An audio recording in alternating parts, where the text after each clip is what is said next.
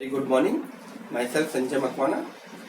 Dear students, आज का जो हमारा टॉपिक है वो है प्रिंसिपल ऑफ डिफरेंशियल, जो कि व्हीकल टेक्नोलॉजी का टॉपिक है MA 308 का।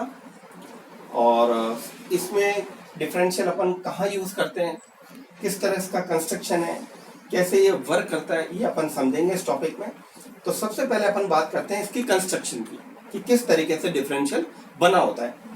सबसे पहले आप ये देख रहे हैं, ये प्रोपेलर शाफ्ट कहलाती है, जो गियर बॉक्स से आ रही है। इसके ऊपर एक बेवल पिनियन या बेवल गियर माउंटेड है। ये छोटा है, इसलिए छोटा गियर है, इसको अपन इसलिए पिनियन बोलते हैं। इससे अटैच एक गियर है जो सबसे बड़ा गियर है, तो इसको अपन क्राउन गियर बोलते हैं। जो बेवल गियर ही है लेकिन सबसे बड़ा है, तो इसलिए अपन इसको क्राउन व्हील भी बोलते हैं। इससे ये देख रहे हैं आप, ये केज अटैच है, एक केज है जो कि इससे डायरेक्टली अटैच है। और इस केज के बीच में से आप देख रहे हैं एक रॉड निकल रही है, वो स्पाइडर कहलाती है या क्रॉस पिन कहलाती है।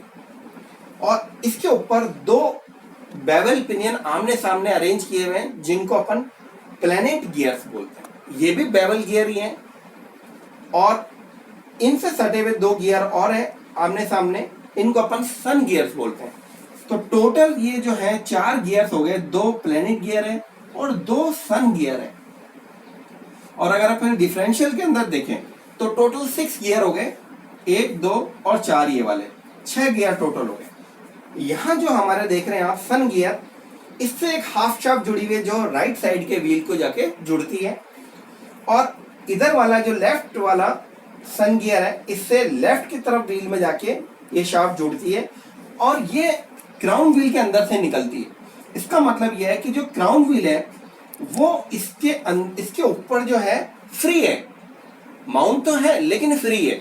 जब हम क्राउन व्हील को रोटेट करेंगे तो ये शाफ्ट रोटेट नहीं होगी, राइट। तो ये फ्री है इसके ऊपर, और ये जुड़ रहा है, शाफ्ट जो है वो लेफ्ट साइड वाले व्हील को जाके जुड़ रही है। तो ये हमारा सिंपल ओपन डिफरेंशियल का जो कंस्ट्रक्शन है वो ये है। अब ये काम कैसे करता है, तो इसको समझने के लिए अपन इसको वर्किंग देखते हैं इसकी कैसे। तो इसकी 2 कंडीशन है।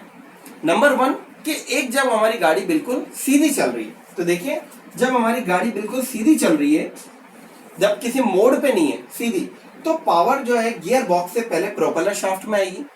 प्रोपेलर शाफ्ट रोटेट होगी, वो बेवल पिनियन को रोटेट कराएगी। बेवल पिनियन रोटेट होगा, उससे ये अटैच है क्राउन व्हील या क्राउन बेवल गियर, ये घूमेगा। जब ये वाला गियर घूमेगा, जो बड़ा गियर है क्राउन व्हील जिसको अपन बोल रहे हैं, तो ये केज को भी घुमाएगा, ये केज को घुमाएगा। और केज को घुमाएगा तो अब केज से आप ये देख रहे हैं कि स्पाइडर जुड़ा हुआ है, जो कि 2 प्लैनेट गियर के बीच में से एक्सिस की जैसे गया हुआ है। तो इन दोनों गियर्स को या प्लैनेट गियर को भी ये रिवॉल्व करेगा, राइट, इनको रिवॉल्व करेगा।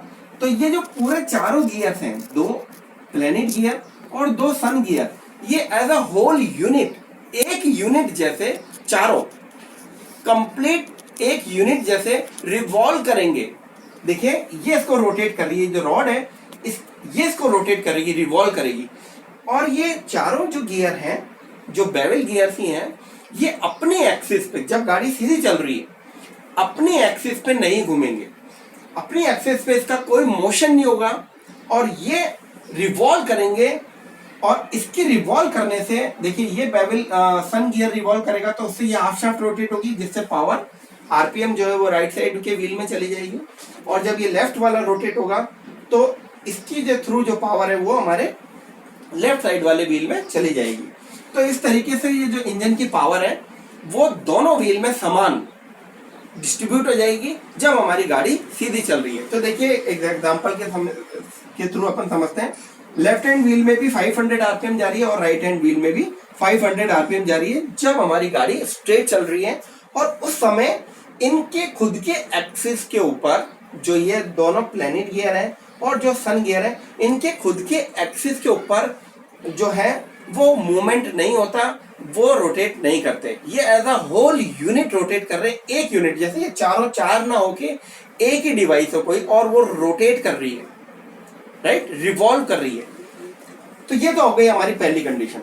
अब जो दूसरी कंडीशन है वो ये है कि जब हमारी गाड़ी टर्न लेती है, तो देखिए जब हमारी गाड़ी टर्न लेती है, मान लीजिए ये टर्न लिया इसने राइट साइड का टर्न लिया, तो इसमें दो कंडीशन बनती है कि एक आउटर व्हील जो हमारा ये लेफ्ट व्हील है, इसको ज्यादा डिस्टेंस ट्रेवल करनी पड़ेगी, और जो हमारा लेफ्ट साइड वाला व्हील है इसको कम डिस्टेंस ट्रेवल करनी पड़ेगी। अब क्योंकि जो आरपीएम इंजन से आ रही है वो बराबर आ रही है, तो अगर इस कंडीशन में भी इन दोनों को बराबर आरपीएम मिली, तो अब क्योंकि यहाँ पर डिस्टेंस नहीं है, तो ये जो व्हील है यहाँ तो डिस्टेंस है तो ये तो चल जाएगा, लेकिन यहाँ डिस्टेंस नहीं है, तो यहाँ डिस्टेंस नहीं होने के कारण ये स्किड करेगा और इसमें वियर एंड टियर हो जाएंगे और ये जल्दी टायर घिस जाएगा।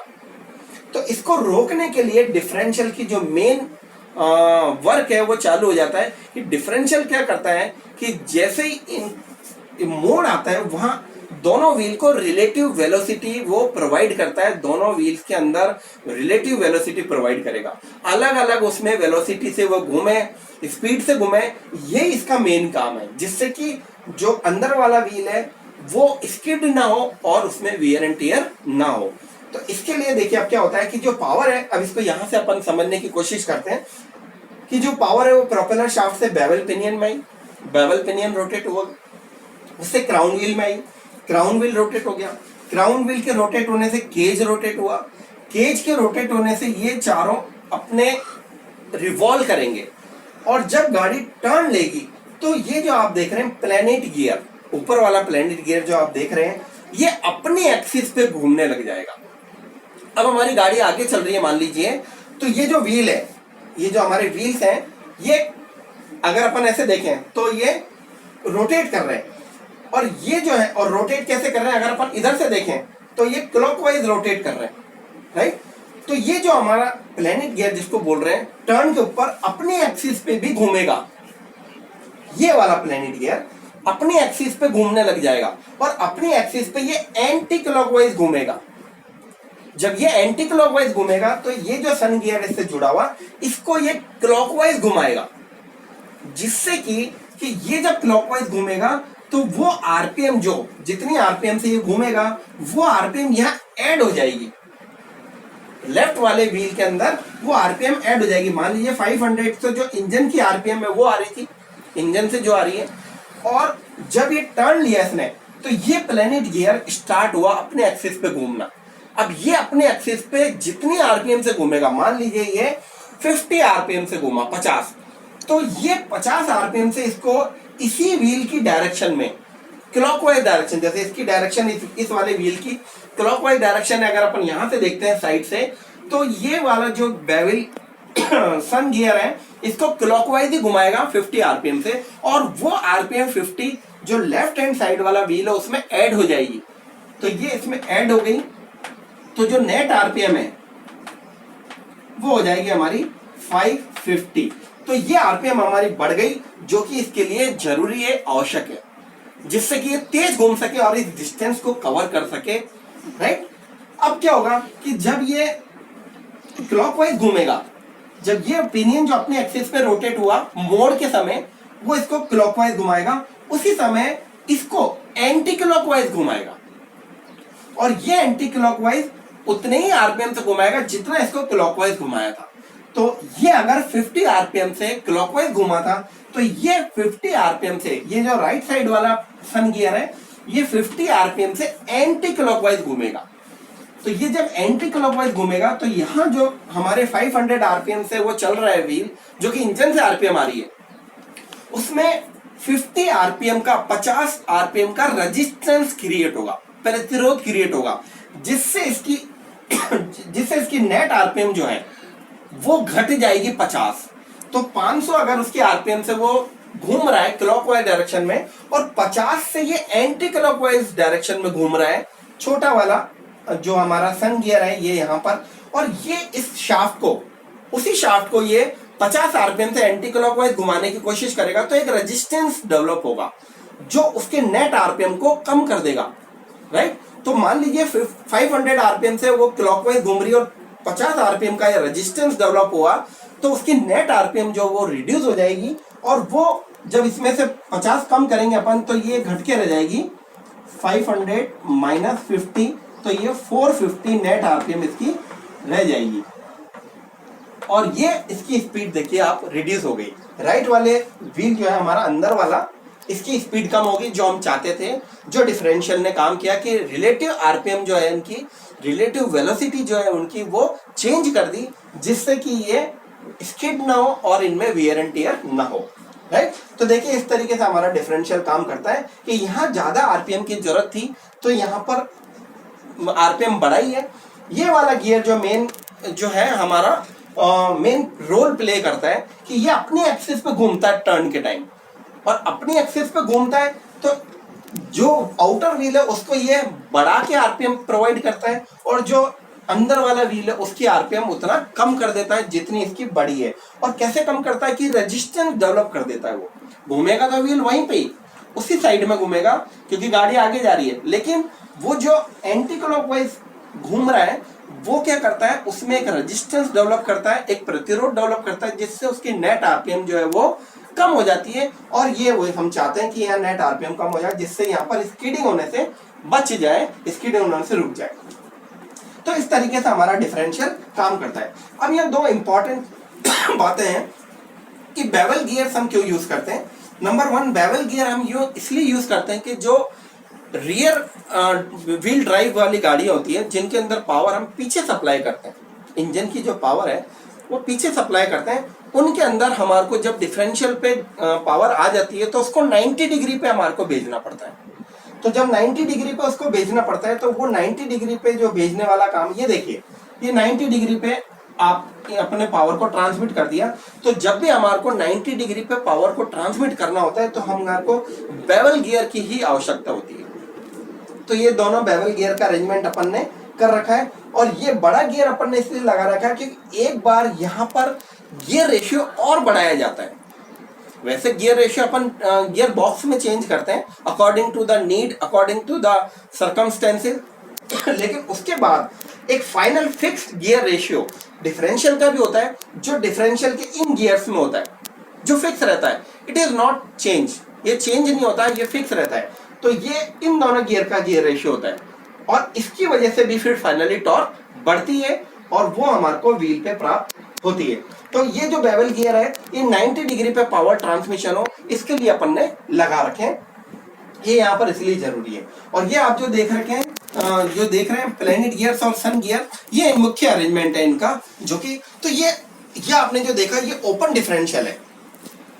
इसके अंदर अगर कोई प्रॉब्लम आ जाती है, जैसे कोई नीचे स्लिपरी सरफेस आ जाती है, तो इसमें जिस व्हील के नीचे स्लिपरी सरफेस आ जाती है उसके अंदर वो टॉर्क बेकार जाता है, क्योंकि उसका ट्रैक्शन खत्म हो जाता है, जो सरफेस से उसका ट्रैक्शन है वो खत्म हो जाता है। तो उसमें जो टॉर्क दे रहे हैं अपन तो वो वेस्ट जाता है और वो व्हील ज्यादा तेजी से घूमेगा। तो इसको ध्यान में रखते हुए ये ओपन डिफरेंशियल जो मैंने अभी आपको बताया, इसमें थोड़ा सा चेंज करते हैं और फिर बनाते हैं लॉक डिफरेंशियल। तो उसको बोलते हैं लिमिटेड स्लिप डिफरेंशियल। जो लॉक डिफरेंशियल होता है उसको लिमिटेड स्लिप डिफरेंशियल अपन कहते हैं, जिसको अपन आगे वाली क्लास में वीडियो में देखेंगे कि वो किस तरीके से काम करता है। तो आपने देखा कि अपन ने एक एग्जांपल देके मैंने बताया कि लेफ्ट टर्न अगर राइट टर्न अगर आता है तो कैसे ये व्हील की गतियों में परिवर्तन होता है, किस तरह इनमें चेंज आता है। अगर ऐसा का ऐसा राइट साइड में गाड़ी मुड़ेगी तो यहाँ पर जैसे पावर आ रही है वैसी आएगी, और ये जो व्हील है जो पहले एंटी क्लॉकवाइज घूम रहा था ये क्लॉकवाइज घूमेगा। जब ये क्लॉकवाइज घूमेगा तो अब इसको क्लॉकवाइज घुमाएगा, राइट। और जब इसको क्लॉकवाइज घुमाएगा तो जो आरपीएम बड़ी है वो राइट साइड वाले व्हील को मिल जाएगी और वो ज्यादा तेजी से घूमेगा क्योंकि उसके पास डिस्टेंस ज्यादा है। और ये इस वाले सन गियर को एंटी क्लॉकवाइज घुमाएगा अपोजिट डायरेक्शन, जिससे इस वाले जो व्हील है उसकी नेट आरपीएम में रेजिस्टेंस डेवलप होगा और इसकी गति जो है वो धीमी हो जाएगी। और इसके कारण जो है वो गति धीमे होने के कारण ये डिस्टेंस जो है वो आसानी से ट्रेवल कर लेगा और यहाँ पर स्कीडिंग होने से बच जाएगी। तो इस तरीके से अपन ने देखा कि डिफरेंशियल कितना बढ़िया डिवाइस है जो कि स्कीडिंग होने से बचा। अगर हाँ, एक चीज और इम्पोर्टेंट कि डिफरेंशियल हमें वही आवश्यकता होती है जहां पर हम पावर, इंजन की पावर व्हील को दे रहे हो, चाहे वो फ्रंट व्हील में दे रहे हो, चाहे वो रियर व्हील में दे रहे हो, और चाहे दोनों तरफ दे रहे हो। अगर अपन रियर व्हील में दे रहे हैं तो वहां डिफरेंशियल की आवश्यकता है, फ्रंट में नहीं दे रहे तो फ्रंट व्हील में डिफरेंशियल की आवश्यकता नहीं है, क्योंकि वो जो व्हील्स हैं वो अपनी जो स्पीड है, अपनी जो आरपीएम है, इंडिपेंडेंट है। वो दोनों इंजन की पावर से चलने के लिए बाउंड नहीं है, तो अपनी जो स्पीड है वो ऑटोमेटिकली एडजस्ट कर लेंगे। तो वहां डिफरेंशियल की आवश्यकता नहीं है। डिफरेंशियल की आवश्यकता वहीं पड़ती है जहां अपन इंजन की पावर से व्हील्स को घुमाना चाह रहे हैं। अब अगर अपन मान लीजिए आगे भी पावर दे रहे हैं इंजन की और पीछे भी पावर दे रहे हैं, तो आगे भी डिफरेंशियल की जरूरत पड़ेगी और पीछे भी डिफरेंशियल की आवश्यकता पड़ेगी। तो ऐसी जो गाड़ी होती है जिसमें आगे भी डिफरेंशियल लगाते हैं और पीछे भी डिफरेंशियल लगाते हैं, वो गाड़ी कहलाती है 4x4, 4 व्हील और 4 all wheels are drive wheel. तो इसको अपन बोलते हैं ऑल व्हील ड्राइव या 4 व्हील ड्राइव। ये दोनों नाम इन्हीं के हैं, ऑल व्हील ड्राइव या 4 व्हील ड्राइव। जैसे मैंने बताया कि अगर पावर पीछे दे रहे हैं तो पीछे वाले व्हील्स में डिफरेंशियल की आवश्यकता है, अगर आगे दे रहे हैं front engine front wheel drive तो आगे डिफरेंशियल की आवश्यकता है। लेकिन अगर दोनों तरफ पावर दे रहे हैं जैसे कि ये मैंने बताया, तो इसमें हमको दोनों तरफ डिफरेंशियल लगाना पड़ेगा, आगे भी लगाना पड़ेगा और पीछे भी लगाना पड़ेगा। लेकिन जहां पर पावर नहीं दे रहे वहां जो व्हील्स होते हैं वो अपनी स्पीड जो है, क्योंकि वो इंडिपेंडेंट है, तो अपनी स्पीड जो है वो अपने अकॉर्डिंग एडजस्ट कर लेते हैं, वहां डिफरेंशियल की आवश्यकता नहीं होती है। तो इस तरीके से आपने देखा कि डिफरेंशियल काम करता है। मैं उम्मीद करता हूं कि आपको समझ में आया होगा बच्चों। बहुत बहुत धन्यवाद, थैंक यू वेरी मच। जो लिमिटेड डिफरेंशियल का वो अपन नेक्स्ट वीडियो में कवर करेंगे। Thank you.